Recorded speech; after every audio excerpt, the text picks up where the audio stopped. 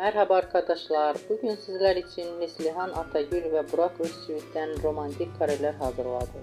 Burak Özçivit, Kara Sevda, Kuruluş Osman ve Çalı Kuşu dizisinde rol aldı ve herkes tarafından beğenilmişler. Biz de sizler için onların güzel paylaşımlarını hazırladık. Bu videoların devamlı gelmesini istiyorsanız kanalımıza abone olup yorum yazmayı unutmayın.